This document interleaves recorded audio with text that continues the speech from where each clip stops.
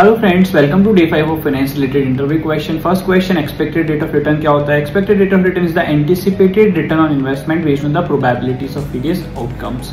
Next question, risk premium क्या होता है? रिस्क प्रीमियम का मतलब होता है एडिशनल रिटर्न, जो हम एडिशनल रिटर्न जो एक्सपेक्ट करते हैं over the risk rate of return to compensate, तो जो रिस्क अपन ले रहे हैं। ठीक है, नेक्स्ट क्वेश्चन कि if you are purchasing goods from abroad and need to pay next month आपको पे करना है, तो आप कॉल लेंगे पुट लेंगे। Basically we have to take call option, क्योंकि फ्यूचर में अपन को पेमेंट करना पड़ेगा, तो कॉल ऑप्शन अपन को भी बाय करना पड़ेगा। नेक्स्ट क्वेश्चन कि अगर सपोज अपन ने कॉल बाय किया, उसका स्ट्राइक प्राइस 1500 था और वो 120 का कॉल बाय किया, और पुट बेसिकली अपन ने बाय किया 60 का।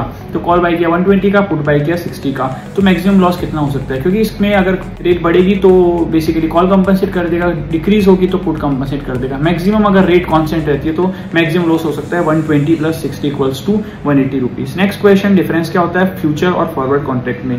फ्यूचर कॉन्ट्रैक्ट की बात करते हैं, स्टैंडर्डाइज कॉन्ट्रैक्ट होता है, आप एक्सचेंज पे जाके बाय सेल कर सकते हो। ये subject to daily settlement and mark to market होता है, मार्जिन रिक्वायरमेंट इसमें होती है। फॉरवर्ड कॉन्ट्रैक्ट की बात करते हैं, ओवर द काउंटर होता है, कस्टमाइज कर सकते हो बैंक के पास जाके, और डेली सेटलमेंट इसमें नहीं होता।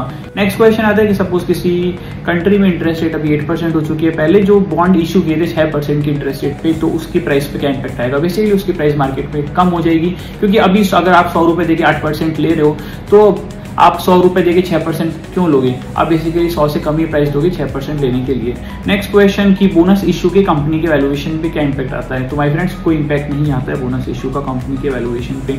नेक्स्ट क्वेश्चन आता है कि जब भी हम किसी कंपनी का वैल्यूएशन करते हैं तो कौन कौन से मेथड्स काम में ले सकते हैं? फर्स्ट मेथड है DCF, discounted cash flow approach. Second is comparable company analysis. Third है asset based valuation, earning multiple approach, market capitalisation approach and revenue based approach. Startup के लिए बात करें तो revenue based valuation approach mostly अभी काम में आता है। And thank you so much. Stay connected for more such questions.